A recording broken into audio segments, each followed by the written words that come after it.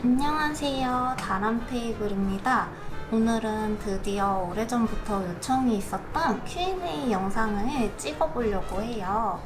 예전에 구독자님이 직접 만든 디저트 먹으면서 Q&A 해줬으면 좋겠다고 하신 게 생각나서 약간 집들이 컨셉으로 와인상을 차려봤는데요. 와인이랑 잘 어울리는 토마토 타르트도 준비를 했고, 제가 요즘 버터크림 케이크 만드는데 재미를 붙여서 말차 초코 버터크림 케이크도 디저트로 준비해봤어요.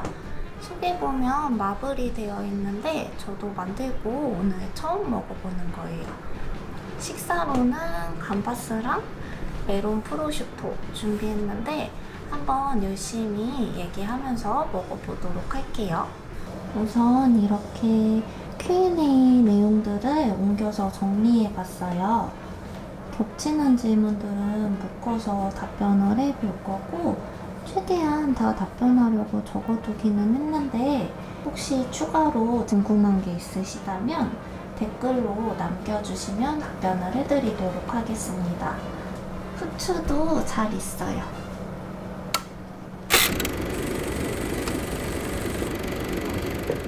생각보다 많은 분들이 레시피에 관련된 질문을 올려주셨더라고요. 그래서 레시피 관련된 질문들을 먼저 다뤄보도록 할게요.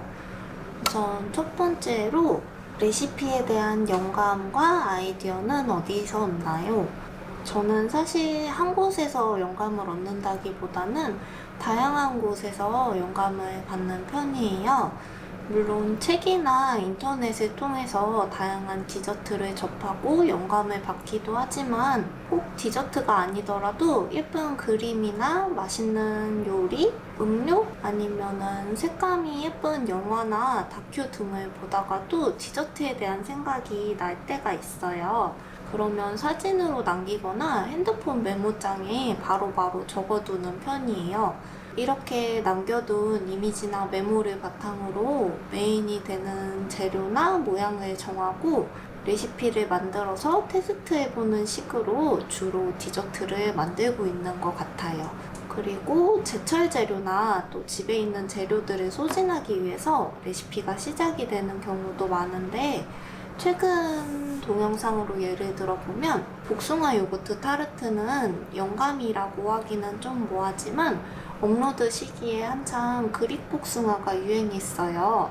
그때가 복숭아 철이기도 해서 이거를 제과적인 요소를 조금 더 추가해서 만들어 봐야겠다 생각을 해서 타르트로 만들었고요. 그 이전 영상인 오렌지 시폰 케이크는 오렌지 농축액을 사용하려고 만든 레시피예요. 이런 경우에는 메인 재료를 먼저 정해놓고 품목과 모양, 구성 요소를 생각하게 되는데요.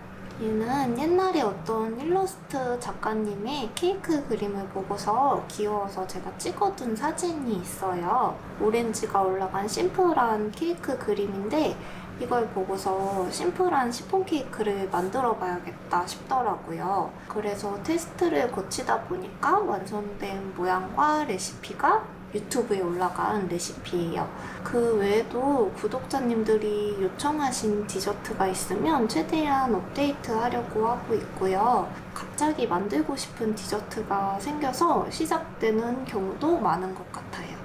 다음으로 베이킹 디자인 아이디어는 어디서 얻는지에 대한 질문들도 있었는데, 어디서 영감을 받는지에 대한 답변과 비슷한 것 같아요. 방금 말했듯이 제가 외에도 다양한 영상과 이미지, 음식 등에서 아이디어를 얻고 기록해 두었다가 나중에 디벨롭하는 방식으로 주로 만들고 있습니다. 근데 만들고 싶은 게 생기면 기록해 놓기는 하는데 생각한 거랑 똑같이 나오는 거는 드물고요. 테스트하는 중에 조금씩 바뀌는 경우가 많아요. 이미지를 먼저 생각하고 레시피 테스트하고 최종 결과물이 나오면 조금 다듬어서 업데이트하는 식인 것 같아요. 저는 약간 계획적이고 체계적이게 만드는 게 아니라 즉흥적인 성격이 강해요. 갑자기 만들고 싶은 디저트가 생겨서 만드는 경우가 많거든요. 사실 이렇게 내가 어디서 아이디어를 얻는지에 대해 생각해 본 게 처음인 것 같아요. 그래서 답변 들으시는 분들께 크게 도움이 되지 못할까봐 걱정스럽기도 한데, 드리고 싶은 말씀은 최대한 많은 걸 보고 또 다양한 맛의 조합을 드셔보시는 게 가장 중요한 것 같아요. 저도 아직 부족한 점이 많아서 최대한 많은 경험을 쌓으려고 노력하고 있는 중이에요. 베이킹을 하실 때도 초보자분들일수록 시간 되실 때 한 가지 품목만 판다기보다 다양한 품목을 아우르면서 경험을 넓혀보셨으면 좋겠어요. 또 몇 번에 걸쳐 레시피를 완성하는지에 대한 질문도 있었는데요. 예전에 만들었던 시트를 응용해서 새로운 맛의 케이크를 만드는 경우는 한 번에 끝날 때도 있고요. 바스크 치즈 케이크 같은 경우도 다른 맛으로 응용하기 쉬운 편이라 업로드된 티라미수 바스크 치즈 케이크의 경우도 한 번에 끝난 품목이에요. 반면에 타르트나 롤케이크, 컵케이크 같은 경우는 3번씩 테스트를 하기도 했고요. 사실 유튜브 초기보다 영상이 쌓이면서 응용 가능한 기존 레시피들이 많다 보니까 최근 들어서 3번 이상 테스트를 한 적은 거의 없는 것 같아요. 초기 영상도 엄청 많이 테스트를 하지는 않았는데 베이킹 초기 때부터 제가 만들어왔던 품목들을 다듬은 레시피가 많아서인 것 같아요. 결론적으로는 한 번에서 3번 정도인데 완전 처음 하는 품목이었다면 좀 더 많은 테스트를 거쳤을 것 같아요. 레시피 개발 과정에 대해 궁금합니다. 아이디어가 떠오르면 앞에서 말씀드린 것처럼 품목과 메인이 되는 재료, 이미지를 정해서 그에 맞는 레시피를 만들고 있는데요. 품목이 정해지고 나면 레시피를 구성하는 요소들을 결정하고 제가 만들었던 레시피 중에서 맛이나 식감이 잘 어울릴 것 같은 아이들을 모아서 케이크를 구성하는 편이에요. 제가 만들었던 품목 중에 올그레이 마들렌 같은 경우는 완전 클래식한 마들렌 비율인 버터, 계란, 설탕, 가루 1대1대1대1 비율에서 시작을 했는데요. 태운 버터를 사용하다 보니까 수분이 보통 20% 정도는 날아가 버려요. 그래서 설탕의 일부를 꿀로 대체해서 촉촉함을 추가해 주었고요. 테스트하면서 설탕을 사용하고 우유를 추가해서 촉촉함을 줘보기도 했는데 꿀을 사용하는 쪽이 풍미도 훨씬 좋고 식감이 더 묵직해서 태운 버터랑 얼그레이랑 되게 잘 어울리더라고요. 그리고 얼그레이 양은 이거는 취향 차이기는 한데 제가 평소에 파운드 케이크 같은 거 만들 때 가루 100에 얼그레이를 5 정도 넣거든요. 그래서 이 레시피도 가루가 120이다 보니까 6g으로 테스트를 해서 먹어보았고 적당한 것 같아서 그냥 픽스했습니다. 스프레드도 제가 스콘에 발라먹던 스프레드 레시피 응용해서 만들어봤고요. 가나슈를 넣을까 하다가 밀크 커버처럼 코팅할 거기 때문에 스프레드를 넣는 게 좀 더 잘 어울릴 것 같더라고요. 그래서 선택하게 되었고요.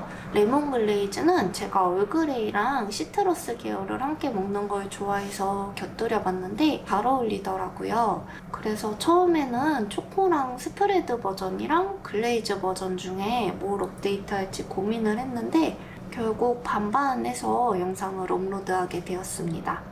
말하다 보니까 사실 어느 정도 경험이 있는 상태에서 레시피를 구성한 거라 베이킹을 막 시작하신 초보분들께는 크게 도움이 되지 않을 수도 있을 것 같아요. 레시피를 구상하다 보면 기본이 되는 베이스와 재료가 레시피에서 하는 역할에 대한 이해가 굉장히 중요한데 이런 이해를 높이기 위해서는 다양하게 많이 만들어보고 경험하는 것밖에 방법이 없는 것 같아요. 다음으로 레시피 변형법에 대한 질문도 꽤 있었는데요. 제가 글루텐 프리 디저트 카페를 운영하고 있어서인지 쌀가루 대체에 관련된 질문이 많이 오는 편인데요. 밀가루와 쌀가루가 동량으로 대체 가능한 것이 아니다 보니까 일관적으로 답변해드리기는 조금 어려울 것 같아요. 저도 한 번에 레시피에 성공하는 게 아니라 비율을 여러 번 달리 해보면서 제가 원하는 식감을 찾기 때문에 뭐를 뭐로 대체하세요? 하고 말씀을 드리기는 힘들고요. 팁을 드리자면 저희는 박력쌀가루나 아몬드가루 그리고 옥수수 전분을 적당히 섞어가면서 가루 비율을 조절하는 편이에요. 쌀가루 베이킹 해보신 분들은 아시겠지만 밀가루를 전량 쌀가루로 대체해서 사용했을 때 간혹 굉장히 촉촉이 아니라 축축하고 기분 나쁜 식감을 낼 때가 있어요. 가루가 많이 들어가는 스콘이나 쿠키 같은 품목이 특히 그런 것 같아요. 이때 아몬드나 옥수수 전분을 20에서 50%까지 섞어서 사용해주면 좀 더 원하는 식감을 찾으시는 데에 도움이 될 것 같고요. 그 외에도 타피오카 전분 같은 걸로 글루텐의 점성을 대체하기도 하고 잔탄을 사용해서 글루텐의 역할을 대신하기도 하는데 저희는 따로 사용하지는 않고 있어요. 또 아무래도 쌀가루를 사용하다 보면 밀에 비해 부푸는 힘이 약해서 볼륨감이 없고 묵직한 제품이 나오기 쉬워요. 그래서 저희는 거품형 케이크에도 베이킹 파우더를 소량 넣어주는 경우가 많고요. 일반 파운드나 스콘도 밀베이킹에 비해서는 팽창제 양을 조금 더 사용하는 편입니다. 만드는 과정에서 주의하셔야 할 점은 아무래도 글루텐 프리 제품이다 보니까 구조력이 약해서 좀 더 섬세하게 다뤄줘야 해요. 타르트 같은 경우는 틀이 커지면 밀베이스처럼 3mm 정도 성형을 했을 때 타르트지가 갈라질 수 있어서 좀 더 두껍게 성형을 해주셔야 되고요. 밀베이킹도 그렇지만 글루텐 프리 제품은 살짝 온기가 남아있는 스콘 같은 걸 디피했을 때 평평한 접시가 아니라면 이런 데 걸려가지고 부서지기가 쉽더라고요. 그래서 꼭 완전히 식힌 다음에 옮겨주시는 게 좋습니다. 제노아즈 같은 것도 밀에 비해 좀 더 가루가 뭉치기 쉬운 편이라서 홈베이킹 할 때는 소량이라 괜찮은데 업장에서 대량 생산하다 보면 가루가 덩어리져서 가라앉은 채로 구워질 수 있어요.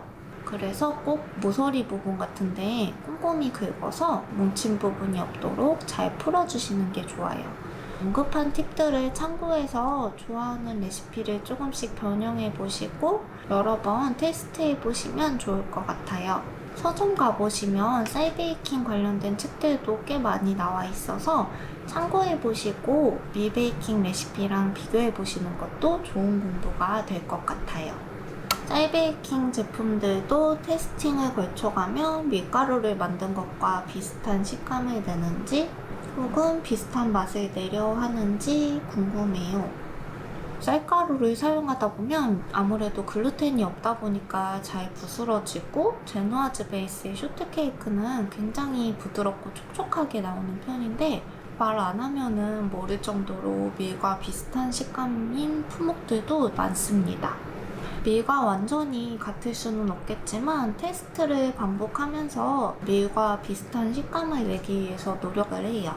피스타치오 체리 타르트 레시피 올려주실 수 있나요? Q&A 질문 받을 무렵에 이 질문을 몇 분이 해주셨더라고요. 저희 매장에서 채널에 공개된 몇몇 레시피를 응용해서 판매하고 있기는 하지만 공개되지 않은 판매 중인 레시피는 아무래도 조금 조심스러워서 아직 영상을 촬영할 예정은 없습니다. 같이 근무하는 친구들도 열심히 일하면서 익힌 레시피들인데 아무리 제가 메뉴를 만들었어도 계속 유튜브에 올리다 보면 직원들 입장에서는 좋지만은 않을 것 같아서 올릴 계획은 없습니다. 대신 다른 품목으로 쌀베이킹해서 올려볼게요. 나만의 레시피를 제작하기 위해 공부하는 법에 대한 질문도 되게 많았는데요. 베이킹을 본격적으로 해보고 싶으신데 어디서부터 시작을 해야 될지, 자격증은 꼭 따야 할지 고민하시는 분들이 많은 것 같아요. 저도 처음에는 학원이 아닌 집에서 독학으로 시작을 했고 책이나 영상, 블로그 같은 인터넷 매체의 도움을 많이 받았어요. 그러다가 국비 지원으로 제과제빵 자격증을 취득했고 케이크 데코레이션은 자격증을 따지는 않고 그냥 수업만 특강처럼 간단하게 들었어요. 목적에 따라서 학원은 필요할 수도 아닐 수도 있는데 취업하는 데에는 사실 있으면 좋지만 필수적으로 필요하지는 않아요. 그렇지만 저는 취업이 목적이 아니라 다양한 품목을 접해보고 경험이 많은 선생님께 궁금한 것을 물어보고 싶었기 때문에 학원에 다닌 게 되게 만족스러웠어요. 만약에 완전 초보자분들이시고 학원에 다니는 게 무리가 되지 않는 상황이시라면 저는 학원도 괜찮다고 생각을 해요. 하지만 학원에서 만드는 품목은 아무래도 클래식하고 정해진 틀을 정확히 지켜내야 하기 때문에 학원에서 배우는 것만으로는 복잡한 레시피나 화려한 스킬 그리고 다양한 맛의 조합을 찾아내기에는 조금 어려움이 있을 것 같아요. 때문에 계속해서 말씀드리고 있는 많이 만들어보고 다양한 디저트를 먹어보는 게 가장 중요한 것 같고요. 저 같은 경우에는 책 욕심이 있어서 제가 시작한 무렵부터 만들어보지 않더라도 디저트 책 사모으는 걸 너무 좋아했어요. 그래서 시간 될 때마다 이 책 저 책 펼쳐놓고 다른 책에서 본 똑같은 품목이 있으면 어떻게 다르게 만드는지 재료나 제법을 종종 비교해 보거든요. 이렇게 본 게 나중에 레시피 만들 때도 은근히 도움이 많이 됐던 것 같아요. 또 다양한 책을 보다 보면 의외의 재료를 같이 매치하는 걸 종종 보는데요. 특히 고급 디저트나 구성품이 많은 타르트나 갸또 이런 거 다루는 책을 보면은 허브나 과일, 티, 그리고 리큐르 같은 거 다양하게 페어링 하거든요. 사실 저는 무스 케이크는 집에서는 거의 만들지 않지만 생소한 조합이나 데코레이션 아이디어를 얻을 수 있어서 이런 책도 굉장히 좋아해요. 책을 사는 게 부담이시라면 요즘은 유튜브도 베이킹 관련된 콘텐츠가 정말 많아져서 유튜브를 참고하시는 것도 많이 도움이 될 것 같아요. 그리고 진짜 욕심나는 품목이 있으시다면 같은 품목을 여러 레시피로 만들어서 비교를 해보고 어떤 재료가 어떤 역할을 하는지 직접 체감해 보시는 게 정말 중요한 것 같아요. 저도 한창 베이킹 초보 시절에는 똑같은 반죽을 다양하게 만들어서 동시에 먹어보고 비교하는 경험을 많이 했거든요. 이때는 실패작도 계속 먹으면서 얘가 왜 이런 희한한 맛인지 분석을 했어요. 덕분에 주변에 살고 있는 친구들이 시식으로 고통을 받았다는 이야기가 있고요. 어쨌든 글로 읽고 이해하는 거랑 직접 만들어보고 실패도 해보면서 느끼는 건 정말 차이가 크기 때문에 최대한 많이 만들어 보시고 아쉬운 점, 좋았던 점들을 꼭 기록해두는 습관을 들이시면 많이 도움이 될 것 같아요. 이런 과정이 쌓이다 보면 내가 어떤 제품을 만들었을 때 부족한 부분을 무엇으로 채워야 하는지 점점 보이게 될 거예요. 가장 애정하고 맛있는 레시피는 어떤 건가요? 이 질문은 너무 어려워요. 어제 질문 목록을 옮겨 적으면서 곰곰이 생각을 했는데 결론은 아직까지도 정하지를 못했어요. 채널 둘러보니까 다 나름 고생해서 만든 영상들이라서 애착이 가지 않는 레시피가 없더라고요. 최근에 촬영한 아직 업로드하지 않은 커피 마들렌이 있는데 얘도 태움 버터랑 카카오 닙스 넣어서 만들었거든요. 그리고 밀크 초콜릿이랑 커피 사용해서 휘핑 가나쇼 만들어 채워봤는데 맛이 좋더라고요. 업데이트 되면은 얘는 꼭 만들어 보셨으면 좋겠습니다. 그리고 다람님께서 사용하시는 오븐이 무엇인지 궁금합니다. 푸드 프로세서 추천해주세요. 이런 질문도 있었는데요. 저는 오븐은 우녹스 XF135 모델 사용 중이고요. 이게 중고 오븐이라서 지금은 단종된 상태고 황학동 같은 데 가면은 한 80만원 정도 선으로 구매하실 수 있어요. 또 매장에서는 우녹스 샤프로 오븐 사용하고 있어요. 질문 주신 구독자님께서 스매그랑 우녹스 중에 추천해달라고 하셨는데 저는 주로 우녹스 오븐을 사용해와서 우녹스가 익숙하고 편하더라고요. 스매그는 예전에 근무하던 매장에서 사용했었거든요. 근데 사실 두 가지 오븐 다 컨벡션 오븐이기도 하고 결과물이 크게 차이가 나지는 않는 것 같아요. 그래서 가격이나 후기들을 꼼꼼히 비교하셔서 선호하는 제품으로 구매하셔도 좋을 것 같습니다. 그리고 푸드 프로세서는 저는 집에서 많은 양의 반죽을 하진 않아서 따로 구매하진 않았고요. 스매그 핸드블렌더를 사용하고 있는데 여기 구성품으로 있는 초퍼가 홈베이킹용 타르트 반죽 정도는 충분히 갈리는 사이즈예요. 그래서 이 제품으로 푸드 프로세서 대체하고 있고요. 저는 디자인 보고 고민하다가 산 거라서 성능이 괜찮기는 한데 가격이 한 20만 원 정도 해요. 만약에 스콘 같은 거 많이 만드신다면 10만 원 정도 하는 캐누드 푸드 프로세서 하나 구입하셔도 좋을 것 같아요. 얘는 용량이 한 2리터 정도 돼서 주변에 홈베이킹용으로도 많이 사용하시더라고요. 또 만약에 매장에서 사용하신다고 하면 이 2리터가 되게 작을 거예요. 푸드 프로세서가 용량이 올라가면서 좋은 제품은 진짜 확 비싸지는데 저는 그냥 싼 가격의 블렌더 사용하는 게 가성비 생각했을 때 더 좋다고 생각을 해요. 그래서 매장에서 신일 제품 4리터짜리 사용하고 있고요. 저는 주 용도가 스콘 만들고 견과류 거칠게 갈아서 사용하고 얼그레이 잎 갈고 이런 거라서 지금 사용하는 제품도 충분하더라고요. 필요한 용도와 용량 확인하셔서 구매하시면 좋을 것 같습니다. 다음으로 제과제빵 자격증 취득을 준비하려고 하는데 필기 및 실기를 어떻게 외워야 쉽게 기억에 남을지. 저는 자격증을 취득한 지 시간이 좀 지났긴 한데 사실 크게 특별한 팁은 없었고요. 필기는 학원에서 추천해주신 책이 있어서 그걸 들고 다녔는데 저희 반이 당시에 4명밖에 없어서 되게 자유롭게 실습도 하고 남는 시간에 뭐 만들어 먹기도 하고 문제집도 그때 남은 시간에 같이 풀었어요. 그래서 학원에서 어느 정도 꾸준히 공부를 했고 시험 전날에 벼락치기로 외웠더니 겹치는 문제도 있고 괜찮더라고요. 근데 벼락치기를 추천해드리는 건 좋은 방법이 아닌 것 같으니까 평소에 틈틈이 봐두는 게 중요한 것 같습니다.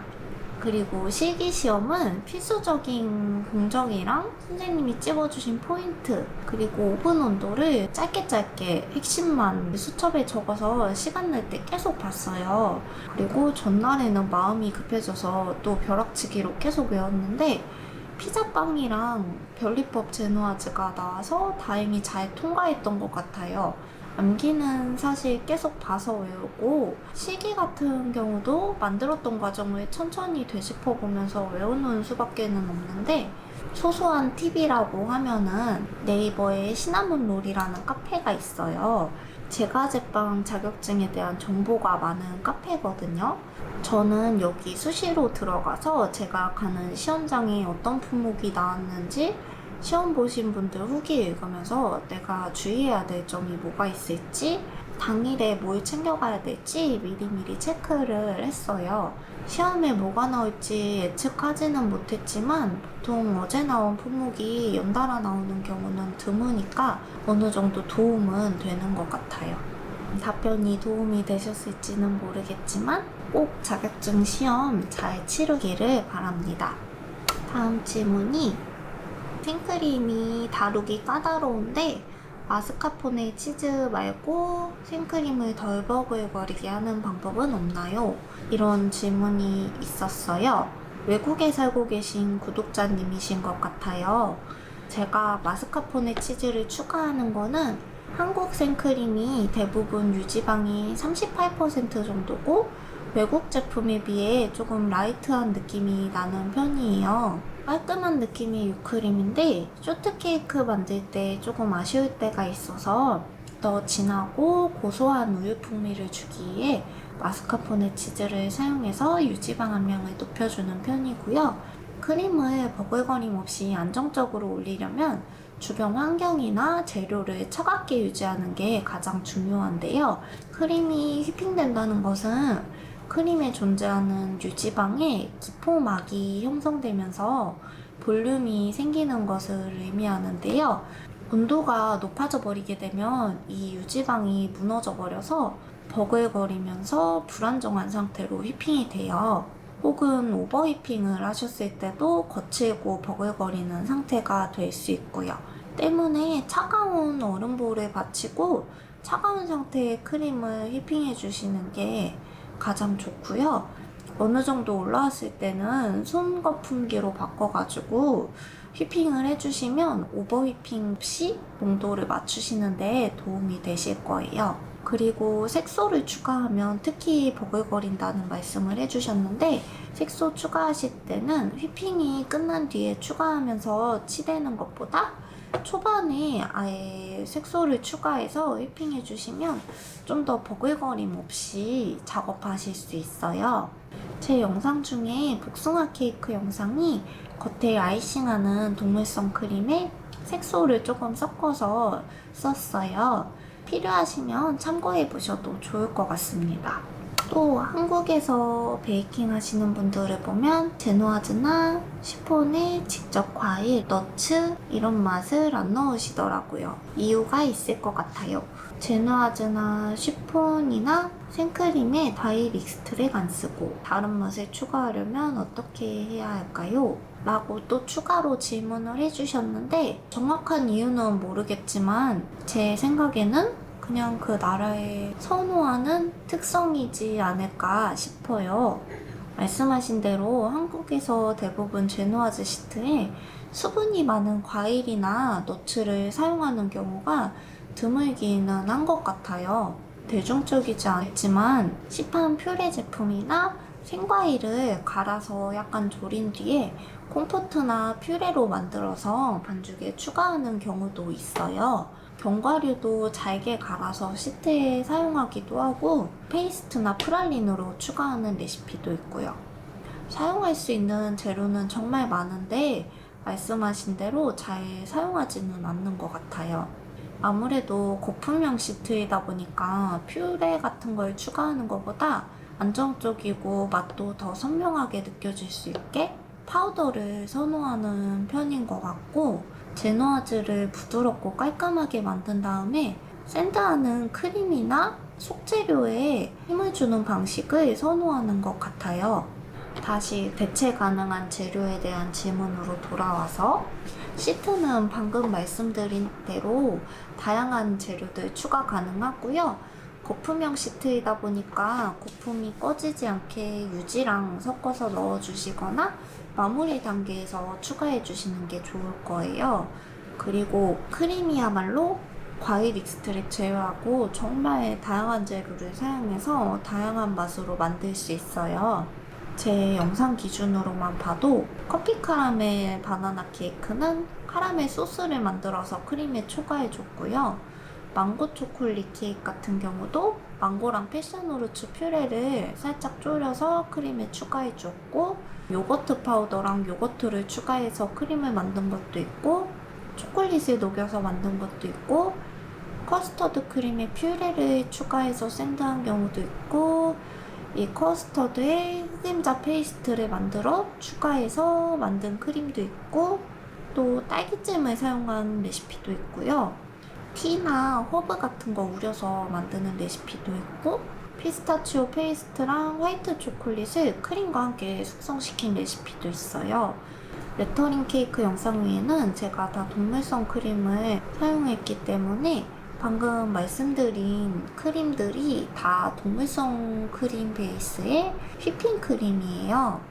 질문 주신 구독자님께서 어떤 맛의 크림을 만들고 싶으신지는 정확히 모르겠지만 원하시는 재료 말씀해 주시면은 제가 아는 선에서 어떤 식으로 응용할 수 있을지 답변해 드릴게요.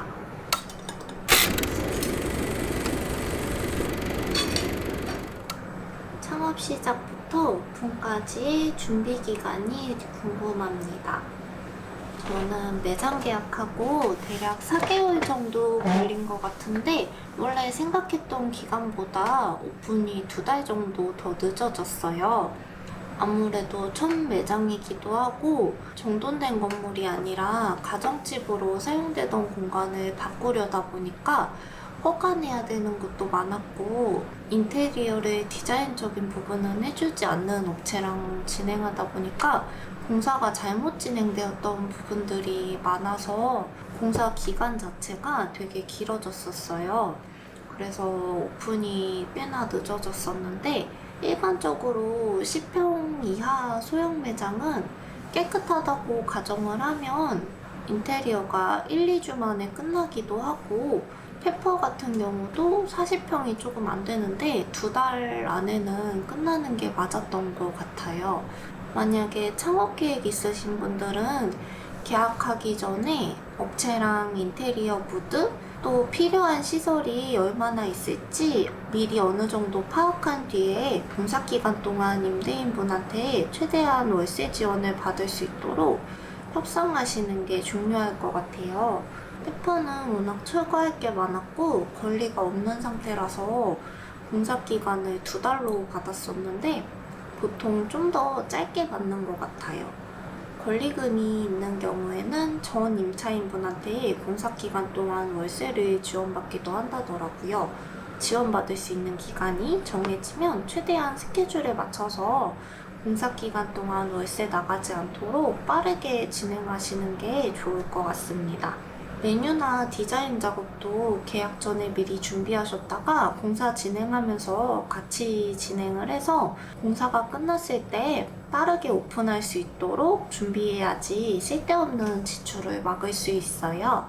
저도 브이로그에 어느 정도 나와 있지만 낮에는 공사 현장에 갔다가 집에 와서 패키지 작업을 한다든지 소품도 사러 다니고 메뉴도 전체적인 틀을 짜놨던 걸 좀 더 상세하게 실제 판매하는 사이즈에 맞춰서 여러 번 테스트를 해봤어요. 결론적으로 마음속으로 구상하는 기간은 사람에 따라 달라서 몇 년씩 길어질 수도 있겠지만 구체화해서 만들어내는 과정은 한 달에서 4달 정도라고 보시면 될 것 같습니다. 다음으로 대략적인 비용이 궁금하다는 질문이 많았는데요. 제가 이제 인테리어가 끝난 지가 좀 돼서 당시에 지출로 적어두었던 걸 한번 확인해 봤어요.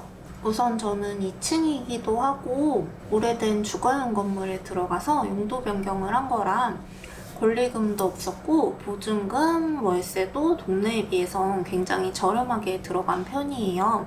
근데 이 부분은 부동산이나 건물주분들이 불편하실 수 있는 부분이라서 금액을 정확히 말씀드리지는 않을게요. 매장 철거랑 인테리어만 봤을 때는 총 8천만 원 정도 들었고요. 인테리어에 들어가는 게 벽 새로 세우고 주방이나 홀에 배수 공사도 하고 바나 선반, 매대, 테이블, 창문 이런 거 목작업도 하고 저희 출입문 같은 경우는 철문인데 이런 것도 공장에 주문해서 달고 소방 필증 비용 또 전기 공사랑 미장, 바닥 타일까지 이 정도 비용이에요. 그리고 외부 페인트 칠이랑 목 작업을 하면 나무가 되게 하얀색인데 합판에 스테인 먹이는 거, 외부 스텐실, 내부 바닥 에폭시 이런 거는 도장 사장님을 따로 컨택해서 1,000만 원 지출이 있었고요. 여기에 에어컨이랑 주방 오븐, 테이블 냉장고, 45박스 냉장고, 냉동고, 작업대, 오븐랩 이런 거 맞추는데 또 3천만 원이 조금 안 되게 들었고요. 주방 시설을 중고로 사용해도 되는 아이들은 섞어서 사용을 했어요. 화학동에 가면 중고로 주방기기를 판매하는 업체가 있거든요. 이런 업체들 몇 군데 돌아보시고 상태랑 가격 좋은 애들은 구매하셔가지고 주방에 섞어서 사용하시면 비용 줄이시는 데에 도움이 될 것 같아요. 또 홀에 있는 커피 머신, 냉장 쇼케이스, 그라인더, 온수기, 제빙기, 주문 제작 컵 이런 것도 합쳐서 2천만 원이 조금 안 되게 들었고요. 주문 제작이 아닌 의자나 가구들, 또 중고로 산 테이블 다리, 빈티지 소품, 접시나 주방 기물들, 오븐 때 필요한 테이크아웃 용기나 컵, 스티커, 도장 주문 제작, 냅킨, 스피커 가격도 있고요. 이런 거 합쳐서 또 2천만 원 정도가 들었고요. 초기 운영비랑 공사 기간이 길어지면서 나간 월세, 또 이런저런 필요한 것들 구매해서 2천만 원 정도 더 가지고 시작을 했어요. 근데 이 2천은 다 쓰기 전에 이제 오픈해서 매출이 조금씩 들어오니까 살짝 넉넉 잡아 2천이라고 생각하시면 될 것 같아요. 그래서 총 1억 8천만 원 정도 들었고요. 매장의 규모나 인테리어를 업체에 맡길지 셀프로 할지 집기나 가구를 중고로 할지 새 제품을 쓸지 등등 변수가 진짜 많기 때문에 창업 계획 중이신 분들은 현명하게 판단하셔서 좋은 가격에 하자 없이 진행하셨으면 좋겠습니다.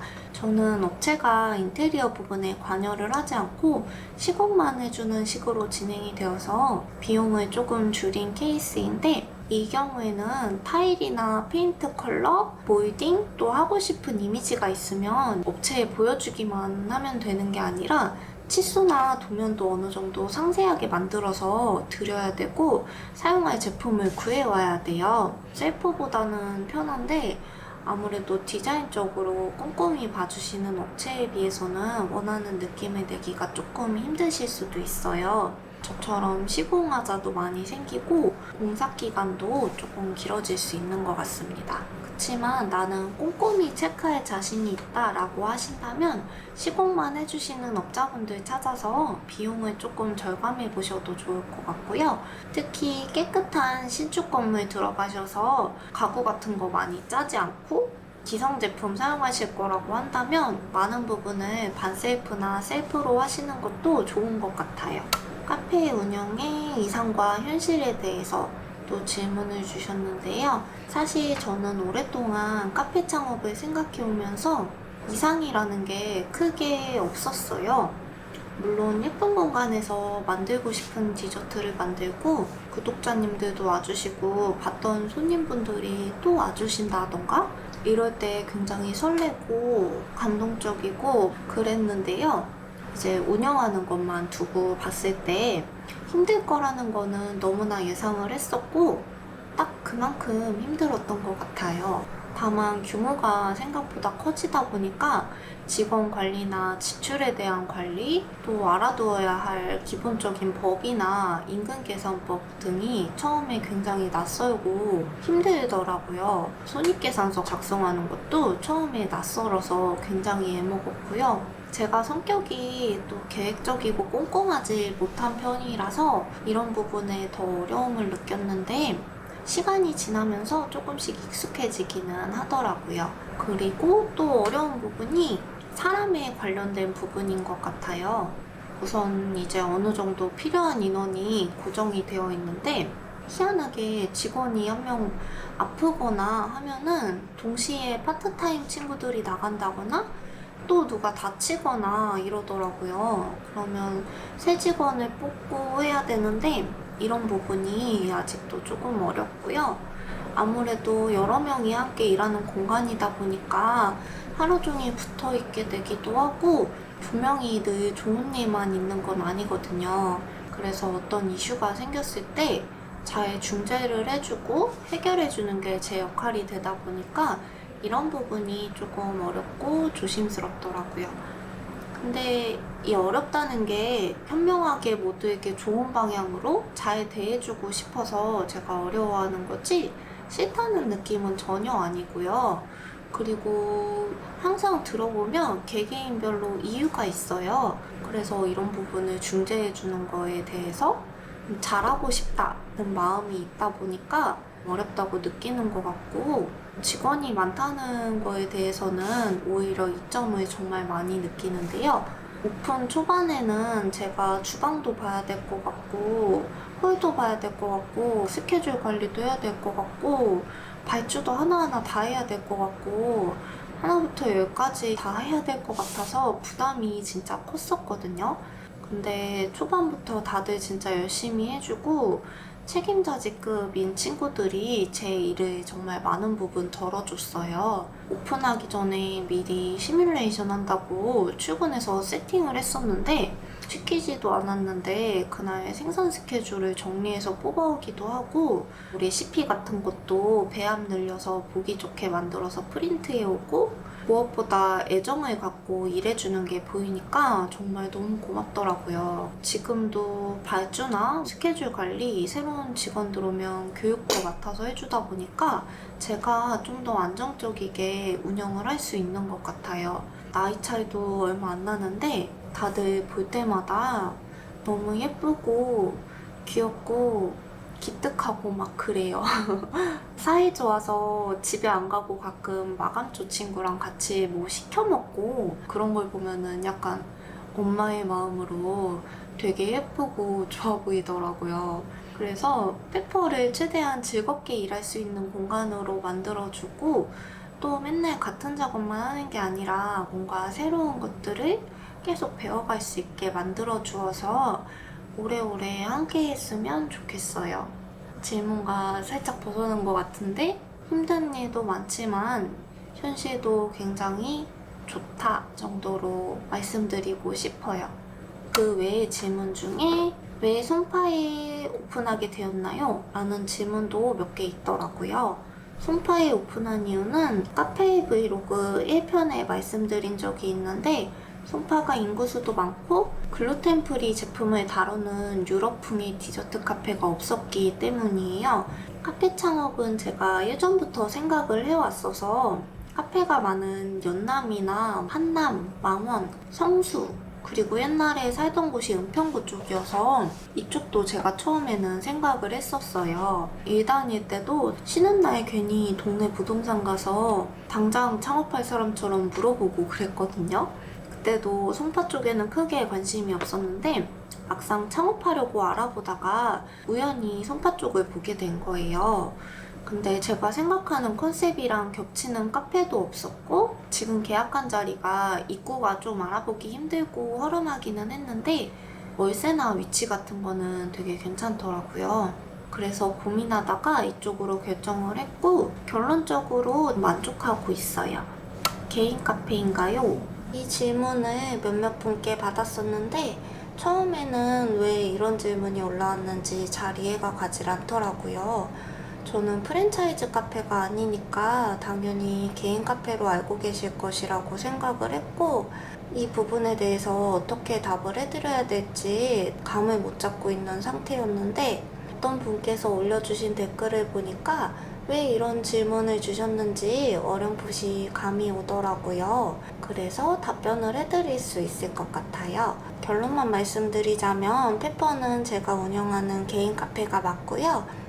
뒷부분에 창업 결정 계기를 이야기하면서 살짝 언급이 되겠지만 페퍼를 창업하면서 모자란 자금의 일부를 지인분께 대출이 아닌 투자 형식으로 충당한 부분이 있어요.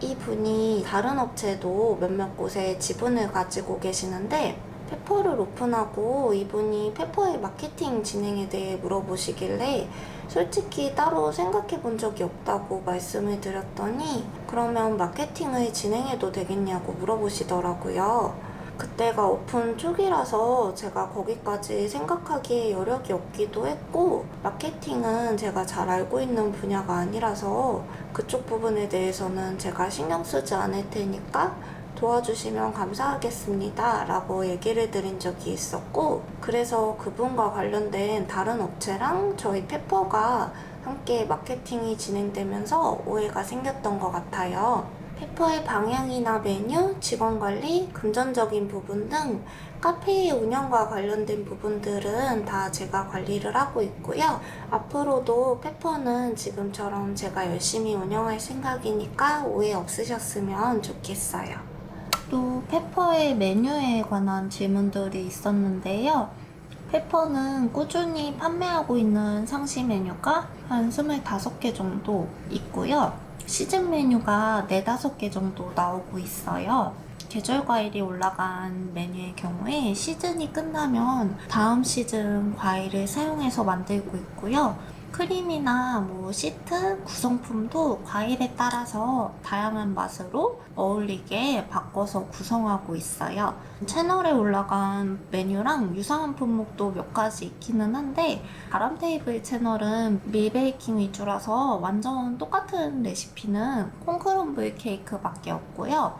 그 외에 사용되는 재료나 배합은 다르지만 뭐 인절미 크럼블이나 카라멜 스콘, 카라멜 브라우니, 호치차 몽블랑 케이크 등등 유튜브 채널이랑 비슷한 메뉴가 몇몇 개 있어요. 완전히 같지는 않지만 같은 사람이 만들다 보니까 어느 정도 결이 비슷한 디저트들이 잔뜩 있습니다.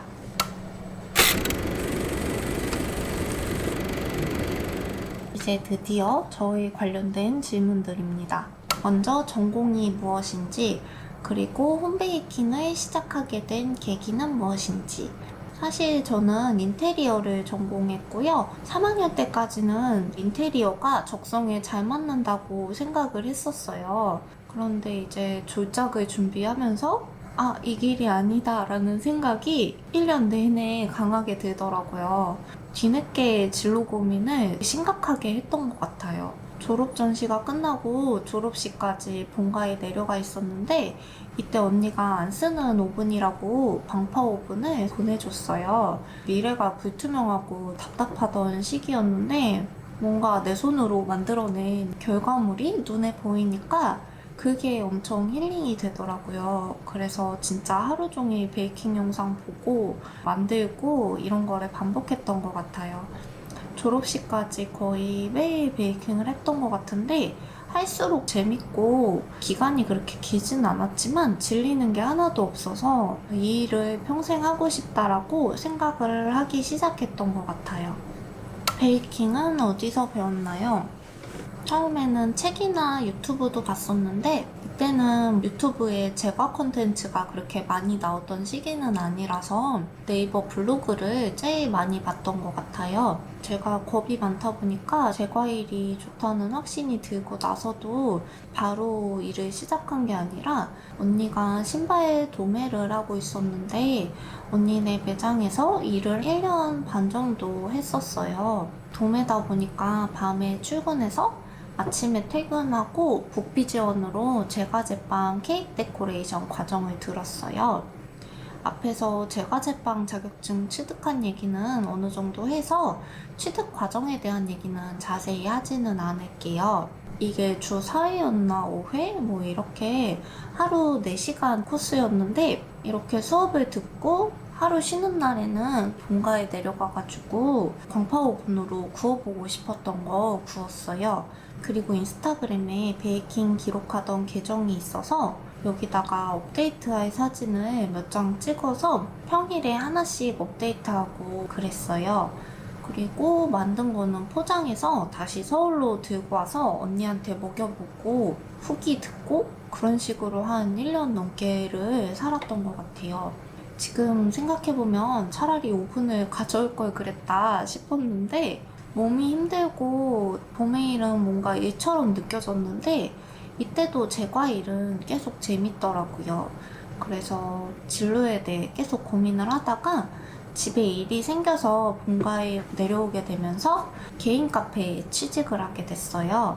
이때도 근데 바리스타로 들어가서 구워보고 싶은 게 있다면은 굽고 판매액의 일부를 인센으로 받는 식으로 면접을 보고 들어간 거라 홈베이킹을 할 때랑 크게 다르지가 않더라고요. 그래서 또 고민을 하다가 다시 서울로 올라왔고 결국 완전히 제과 쪽으로 취직을 한 건 2018년이 처음이었어요. 제과 일을 하면서 업장에서 배우는 것도 정말 컸지만 같은 꿈을 갖고 있는 친구들을 만나고 이야기를 한다는 게 정말 많이 도움이 되고 좋더라고요. 일하면서도 내가 늦게 시작했다는 불안감이 컸고 또 잘하고 싶은 욕심도 있어서 퇴근하거나 쉬는 날에는 무조건 뭐를 만들었었어요. 이때는 블로그보다는 책 사 모으는 취미가 생겨서 책을 정말 많이 읽었고요. 교보문고 가서 몇 시간 동안 읽는 거를 되게 좋아했어요. 광화문 교보문고 보면은 해외 서적이 진짜 많은데 그거 보는 게 그렇게 행복하더라고요. 그리고 이제 같이 일하는 친구들이랑 친해져가지고 온갖 디저트 먹으러 다니고 거의 아침부터 저녁까지 달달하게 살았던 것 같아요. 그러다가 이직을 하면서 무스케이크랑 갸또 위주로 하는 매장에서 근무를 하게 되었고요. 여기서 또 새로운 것들도 많이 만들어 보면서 다룰 수 있는 디저트의 폭이 좀 더 넓어지게 됐던 것 같아요. 이때도 여전히 홈베이킹을 열심히 하다가 포트폴리오처럼 유튜브를 시작하게 되었고요. 그리고 직장 다니면서 퇴근하고 레시피 테스트 해보고 쉬는 날 몰아서 촬영하고 퇴근하고 편집하고 이런 일상의 반복이었어요. 정리해보면 홈베이킹, 자격증 취득, 제과일, 유튜브를 병행하면서 조금씩 경험이 쌓였던 것 같아요. 다람테이블님이 가진 미적 감각이 너무 좋아요. 미적 감각을 키우려면 어떻게 해야 하나요? 우선 좋게 봐주셔서 정말 감사하고, 저는 사실 제가 미적 감각이 크게 뛰어나다고 생각하는 편은 아니라서 이런 걸 보면 되게 기분이 좋기도 하면서 쑥스럽기도 하고 내가 조언을 해줄 만한 사람인가? 이런 생각이 들어요. 근데 그래도 팁을 드리자면 베이킹이랑 똑같은 것 같아요. 좋은 거, 예쁜 거 많이 보고 하고 싶은 게 베이킹이라면 따라 만들어 보기도 하고 그림이라면 많이 그려보시고 편집이라면 많이 해보시고 무슨 일이든지 경험이 가장 중요한 것 같아요. 학교 다닐 때도 보면은 감각이 유난히 좋고 되게 폼나는 친구들이 있거든요. 근데 잘 들여다보면 그 친구들이 평소에 보는 거나 좋아하는 것 자체가 되게 감각적인 것 같아요. 그래서 뭐든지 많이 보고 경험하다 보면은 어느 순간 구독자님도 감각적인 사람이 되어 있지 않을까 생각해 봅니다. 그리고 뭔가 그 미적 감각이라는 것에 대해 생각을 하고 있다는 게 이미 어느 정도 왠지 되게 감각적인 분이실 것 같다는 그런 생각이 듭니다. 그리고 체력 관리를 어떻게 하나요? 라는 질문도 있었어요. 이거야말로 제가 답변 드리기 되게 머쓱한데 저는 사실 체력이 그리 좋지를 않아요. 그래서 항상 체력 관리를 하려고 마음만 한 5년째 먹고 있습니다. 그래도 하는 운동이 있다면 그룹 필라테스 끊어놓은 게 있어서 주에 한 2회 정도는 나가는 것 같고 산책하는 거를 좋아해서 가끔씩 혼자 노래 들으면서 산책해요. 그리고 따로 하는 체력 관리는 없는 것 같은데 의식적으로 야채나 영양제를 열심히 먹으려고 합니다. 제과 일을 하면서 살도 찌고 체력 관리의 필요성을 정말 절실히 느끼고 있는데 이번 기회로 반성하면서 운동 열심히 하겠습니다. 카페 창업은 특히 마라톤 같은 거라서 너무 무리하지 마시고 시간 내서 꼭 아침이든 퇴근 후든 좋아하는 운동을 꾸준히 하시는 게 좋을 것 같아요. 혼자 많은 일을 하다 보면은 밥도 제때 못 챙겨 먹고 잠도 제대로 못 자게 되니까 정말 건강 상하기 딱 좋더라고요. 뭔가 제 자신한테 자꾸 꾸짖는 말 같은데 건강한 거보다 중요한 건 없으니까 꼭 무리하지 마시고 기초 체력을 기르셨으면 좋겠습니다. 창업을 결정하게 된 계기는 무엇인가요? 제가 전공이 제과제빵은 아니었어서 대학교를 졸업하면서 베이킹을 시작하게 됐어요. 그러면서 이제 최종 목적지를 생각하게 되었는데 어쨌든 제가 나이를 먹으면 카페를 차려야겠다 싶더라고요. 그래서 처음에는 사업계획서 같은 거를 막 적어봤어요. 그때는 이제 저희 언니가 한번 투자 얘기를 꺼냈어서 언니한테 투자를 받는다고 생각하고 계획서를 막 썼거든요. 그때 기준으로 냉장고나 오븐 같은 것도 적었고 매출도 잡아봤는데 지금도 메모장에 남아있거든요. 제가 가끔 꺼내보는데 진짜 터무니없어요. 어쨌든 이렇게 꿈을 갖고 있다가 시간이 흐르고 저도 어느 정도 현실 감각이 생겼고 언니도 저한테 투자할 상황이 아니게 된 거예요. 그래서 돈을 모아서 대출을 받고 창업을 해보자는 생각으로 바뀌었었는데 제가 서울이 본가가 아니다 보니까 자취를 하면서 제과 일을 했었어요. 근데 제과업계에 있는 분들은 아시겠지만 이쪽에서 자취를 하면서 돈을 모아서 창업을 한다는 게 생각보다 굉장히 힘들어요. 제가 전공자가 아니다 보니까 나이에 비해 경력이 짧아서 더 많이 못 받은 것도 있겠지만 그 당시 기준으로 실수령이 200이 안 되다 보니까 도시락을 싸서 다니고 옷도 잘 안 사 입는데 50만 원 저축하기가 힘들더라고요. 또 이게 찔끔찔끔 모으면 월세에 5만 원 낮추려고 보증금을 올려서 또 이사를 가고 그랬거든요. 그래서 이제 창업의 꿈을 살짝 접고 내 커리어를 쌓아서 미래를 대비해야겠다 싶은 시기가 오더라고요. 당시에는 제가 제과한 거를 기록하는 인스타그램 계정이 있었는데 창업 계획이 있다 보니까 레시피 공개에 대해서는 좀 꺼렸었거든요. 근데 그냥 유튜브로 옮겨서 제대로 된 포트폴리오를 만들어 보자는 생각이 들어서 시작된 게 다란테이블 채널이에요. 처음에는 겁이 많아가지고 편집까지 다 해놓고 올릴까 말까 고민을 거의 한 달 했어요. 그래서 이제 체리철이 다 지나갈 때 초콜릿 체리 타르트 영상을 업데이트하고 그 뒤로는 일 다니면서 주에 1회는 올려보자 해서 꾸준히 해왔던 거죠. 근데 생각했던 것보다 여기서 제가 받는 댓글이나 이런 거에 굉장히 큰 위로를 받았어요. 이 시기가 같은 과 나왔던 친구들은 어느 정도 자리를 잡고 있던 시기라서 연봉도 올라가고 다들 미래를 대비하고 있는 것 같은데 저는 아직도 길을 헤매는 그런 시기였거든요. 그래서 되게 사람이 작아져 있고 마음이 약해져 있었는데 댓글로 대단하다, 멋있다, 디저트 맛있다 이렇게 칭찬해 주시니까 제가 기운도 나고 너무 감사하더라고요.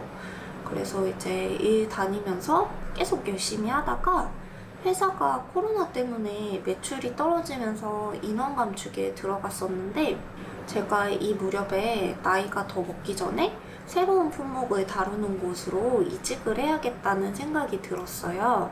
이때 나가면 위로금 같은 것도 또 한 달치 급여가 더 들어왔었거든요.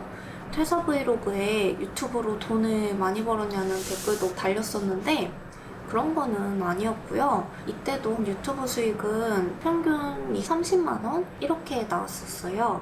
그래서 여전히 창업은 마음은 접은 상태였고 이제 실업급여가 나오다 보니까 유튜브도 좀 더 신경 써서 주 2회로 올리고 천천히 꼼꼼히 따져서 원하는 일자리를 찾자고 생각하고 있었어요. 이 무렵에 지금 페퍼 투자해주신 지인분께 유튜브 봤다고 연락이 왔어요. 근데 이때는 제가 모아놓은 돈으로 작은 공방 정도는 할 수 있었어서 오프라인 클래스 그리고 제안 들어왔던 온라인 클래스랑 취직 중에 고민을 하고 있던 시기였는데 창업 이야기를 하시더라고요. 이분은 외식업을 여러 개 하시는 분인데 거의 브랜드 인큐베이팅 위주로 하셔서 브랜드를 기획하고 운영할 사람을 찾고 계신다고 하더라고요. 그래서 몇 번 만나서 미팅을 했었는데 이분이 운영이나 카페의 방향성, 메뉴 이런 거에 대해서는 일절 간섭할 생각이 없으셨고 업체 컨택하는 거나 자금적인 부분, 회계나 세무 제가 어려워할 수 있는 부분에 대해서 훨씬 경험 많은 사람한테 자문을 구할 수 있다는 게 긍정적으로 다가오더라고요. 미팅을 끝내고 곰곰이 생각을 해보니까 제 목표가 처음부터 카페를 차리는 것이었지 돈을 모아서 카페를 차리는 것은 아니었거든요. 기회가 왔고 굳이 먼 길을 돌아서 갈 필요는 없겠다 싶어서 이때부터 창업을 본격적으로 준비하기 시작했던 것 같아요. 창업 결정 계기를 물어보셨는데 직접적인 계기는 이 부분이었던 것 같고요. 창업 자체에 대해서는 제가 다른 질문에 답변 드리면서도 중간중간 얘기가 들어갔던 것 같은데 평생 이 일을 해야겠다 결심했을 때부터 제가 그리는 미래는 어찌되었든 확고하게 창업이었어요. 처음에는 정보가 많이 없었기 때문에 나이를 먹으면 당연하게 카페를 차리는 수순으로 가겠다고 생각을 했는데 일을 하면 할수록 베이킹이 점점 더 좋아지고 꿈이 더 확고해지더라고요. 그러니까 간접적으로는 제가 평생 베이킹과 함께 해야겠다고 생각한 그 시점부터가 창업의 계기였던 것 같아요. 비슷한 길을 가는 사람들에게 해주고 싶은 말이 있으신가요? 종종 인스타그램 DM으로 성인분들이 진로 고민을 상담하는 경우가 있어요. 저도 베이킹을 늦게 시작하면서 정말 많은 고민을 했었기 때문에 이런 연락을 받으면 제 일처럼 되게 진지해지더라고요. 사실 누구나 상황이 다르기 때문에 제가 그분들의 입장을 전부 다 이해하지는 못하겠지만 항상 주어진 상황 내에서 좋아하는 일을 포기하지 않았으면 좋겠다는 이야기를 해요. 당장 하는 일을 그만두기에는 제 과일에 대한 확신이 없으시고 겁이 난다면 일 끝나고 홈베이킹이나 굿비 지원으로 학원을 다니는 것도 좋으니까 계속해서 고민을 하고 꾸준히 좋아하는 일을 지속해 보셨으면 좋겠어요. 또 저는 현실적으로 아무것도 할 수 있는 게 없는 상황에서 인스타랑 유튜브를 시작한 게 많은 도움이 되었거든요. 베이킹 쪽으로 특별한 학벌이나 경력이 없었기 때문에 인스타를 포트폴리오로 사용을 해서 면접 볼 때도 실제로 다들 좋게 봐주셨고, 생각보다 유튜브를 하면서 정말 다양한 일에 대한 제안이 들어왔기 때문에 나름 제 인생의 작은 터닝 포인트였던 것 같아요. 그리고 여기서 달리는 댓글들로 인해서 제가 받는 위로나 동기부여 같은 것도 굉장히 되었고요. 그래서 조금 늦게 이쪽으로 길을 결정하신 분들이라면 사실상 내 실력을 증명할 수 있는 부분이 없기 때문에 개인을 나타낼 수 있는 채널을 가지는 게 되게 중요하다고 생각이 들더라고요. 그게 꼭 유튜브여야 하지는 않지만 인스타그램이나 개인 포트폴리오나 뭐가 되었든 좋아하는 일을 하면서 자신을 나타낼 수 있는 자료를 쌓는 게 중요한 것 같아요. 어떤 일이든 마찬가지겠지만 사실 제 과일이 급여도 굉장히 적고 체력적으로도 힘든 일이라서 정말 애정이 있어야 오래 지속할 수 있는 것 같은데요. 치열하게 고민하시고 이렇게 영상을 찾아보신다거나 저에게 DM을 보내주실 정도면 저는 하고 싶은 일을 이미 찾으셨다고 생각을 해요. 어떤 식으로 풀릴지는 모르겠지만 꾸준히 하다 보면 분명히 생각지도 못한 기회가 찾아올 거라고 저는 생각을 합니다. 근데 뭐든지 막연히 그냥 한다기보다는 발전해야겠다는 생각을 갖고 경험을 하면서 기록을 남기고 미래를 위해 열심히 준비하시기를 바래요. 브이로그나 클래스 등 앞으로의 계획에 관한 질문들도 몇 개 있었는데요. 우선 지금 하고 있는 유튜브와 페퍼 운영을 계속 할 예정이고요. 브이로그도 생각보다 문의 주시는 분들이 많아서 언젠가 또 찍어보도록 하겠습니다. 제가 카페 브이로그도 몇 번 찍어보려고 했었는데 손님들도 계시고 직원들 일하는데 홀이나 주방에서 카메라 켜고 촬영하는 게 영 불편하더라고요. 아니면 휴일 브이로그 같은 거 찍어볼게요.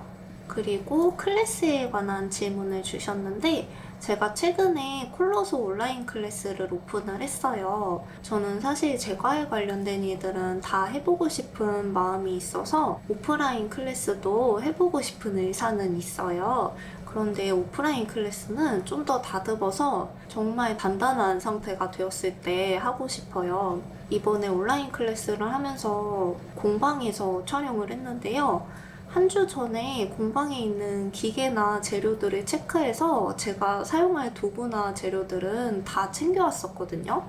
전날에 다 세팅을 해놓고 진짜 열심히 준비를 했는데 첫 영상 찍을 때부터 핸드믹서 날이 부러진 거예요. 그래서 그냥 공방에 있는 믹서로 했는데 제가 멘트를 저속으로 가루가 날리지 않게 섞어주세요 이렇게 하면서 윙 하는데 가루가 막 뿌옇게 날리고 티는 안 냈는데 굉장히 당황스럽더라고요. 크림 같은 것도 조명이 바로 위에 많다 보니까 집이나 매장에서 할 때보다 다루기가 좀 더 까다로웠고 변수가 되게 많았던 것 같아요. 어쨌든 촬영도 잘 끝났고 같이 작업한 촬영팀 분들도 잘했다고 계속 칭찬해 주셨는데 제가 계속 아쉬운 마음이 남아가지고 나중에 오프라인 클래스를 한다면 사막에서 베이킹을 하라고 해도 가능할 정도로 멘탈이 단단해진 뒤에 진행해야겠다 싶더라고요. 근데 약간 이런 로망은 있어요. 제가 완전 구독자님 1000명 이럴 때부터 생각을 했었는데 조그만한 공방 같은 데 대여를 해서 구독자님들 10분 정도 같이 모여서 이야기 나누면서 레터링 케이크 같은 거 만드는 거예요. 수업이라기보다는 그냥 모임 같은 느낌으로 같이 제과에 관련된 이야기도 하고 궁금한 거 있으면 물어도 보고 같이 맛있는 것도 먹는 거예요. 이게 제가 채널이 크면 한번 해보고 싶었던 버킷리스트 중에 하나인데 언젠가 가능할 수도 있지 않을까 생각합니다. 그리고 사실 새롭게 진행 중인 일이 있는데 페퍼 근처에 12월에 오픈 예정인 파이 매장을 하나 기획하고 있어요. 이곳은 제 매장은 아니고요. 저는 기획과 운영의 일부를 맡아서 도와주는 역할이에요. 페퍼를 준비하면서 첫 오픈이다 보니까 아쉬운 부분도 있었고 새로운 품목에 대한 관심이 있던 상태였는데 마침 제안이 들어가서 팀처럼 함께 일하게 되었어요.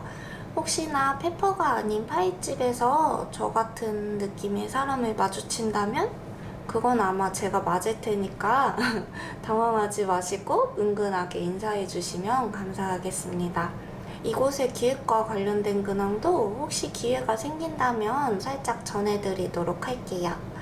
그리고 인스타 업로드 하실 때 해시태그 물어보는 분이 계셨는데 다람테이블 태그해 주시면은 구경 갈 거고요. 레시피 같은 거 사용하실 때 허락받는다고 연락 주시는 분들 있는데 너무 감사하고 매장 같은 데서 사용하셔도 좋고요. 그리고 태그해 주시면 제가 또 너무 기쁜 마음으로 구경 가겠습니다. 이외에도 응원해주시는 댓글들이랑 걱정해주시는 댓글들, 그리고 뭐 페퍼에 가고 싶다고 말하는 친구한테 대신 자랑하셨다는 귀여운 댓글들도 다 읽어봤고요. 항상 진짜 너무 감사하게 생각하고 있습니다. 이렇게 Q&A가 끝났고요. 저는 진짜 넉넉 잡아서 2시간이면 끝날 줄 알았는데 해가 져버렸어요. 생각보다 엄청나게 많은 이야기를 했는데 TMI는 아니었나 걱정되네요. 저는 이제 정리를 하고 라면을 하나 끓여 먹어야겠습니다. 다음에는 레시피 영상으로 다시 찾아뵙도록 하겠습니다. 구독자님들 행복한 이들만 가득하셨으면 좋겠어요. 항상 감사합니다. 안녕. 잠깐 후추도 보여드릴게요. 후추야. 여기 발 밑에 아까부터 계속 놀고 있었는데 어머, 지금 놀고 있던 거를 제가 잡아와서 화가 굉장히 많이 난 상태입니다. 우리 후추 즐겁게 아주 잘 크고 있어요. 그치 후추야? 안녕해. 안녕. 이거는 싫다는 거예요. 진짜 안녕. 다음에 봐요.